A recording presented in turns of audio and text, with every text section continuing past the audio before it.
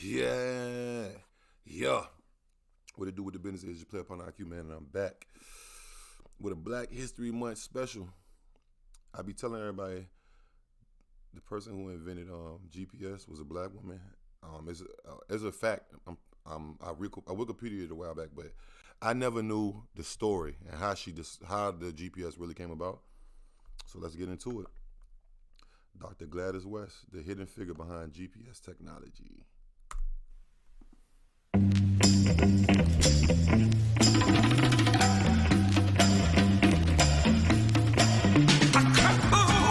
Well, we are celebrating Black History Month by shining a light on pivotal figures who made an incredible impact on our country. Virginia native Dr. Gladys West is one of those figures, a hidden figure, in fact, whose contributions to science went unrecognized for decades because of her race and her gender. But now reporter Leland Pinder speaks with her family about her remarkable journey. A retired Navy mathematician, Dr. Gladys West is credited with being part of the team whose work led to the development of the Global Positioning System, better known to just about everyone, everywhere as GPS. It's such a great legacy. At 92, Dr. West is no longer doing interviews. Her grandson, Andre Jones, spoke with me on her behalf, as did her biographer, Marvin Jackson. It Began with a Dream was published last year. This woman had so much knowledge and was just such a beautiful person. Gladys Mae Brown was born in 1930 during the Great Depression in Dinwiddie County. Her father, a tobacco farmer, she and her... Shout out Dinwiddie, man.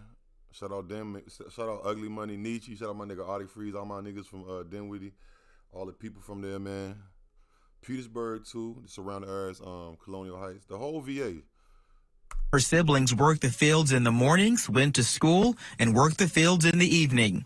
But from a young age, little Gladys was determined this would not be her position for the rest of her life. Her mother was talked to her about, she said, you're very smart and you can do all kinds of things. You can do anything, but you have to get an education. West was always number one in her classes. In high school, she was valedictorian and earned a scholarship to present-day Virginia State University. One thing that she really taught me was that your education doesn't separate you from others, but it gives you a lot more opportunities. At VSU, she studied mathematics, earning her degree in 1952. She went back, earning a master's in 1955 after teaching in segregated Virginia public schools. In 1956, a call from the Naval Service Warfare Center, as it's known today, in Dahlgren, Virginia. Jackson says West was skeptical and initially turned down the interview.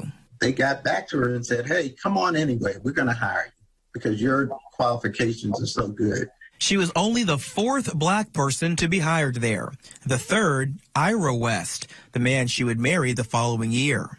There were certainly challenges along the way. People had funny ideas about her because it was their first time dealing with integration, just like it was. But she said she had funny ideas about working with them because she had never worked with a white person before. But West persevered, and it wasn't long before her work began to speak for itself. She was always on the top teams, continued to get promoted numerous times as well. West was admired for her ability to solve complex math equations by hand. She eventually began programming computers. She went on to work on multiple high-level projects, including one which led to her work laying the groundwork for GPS.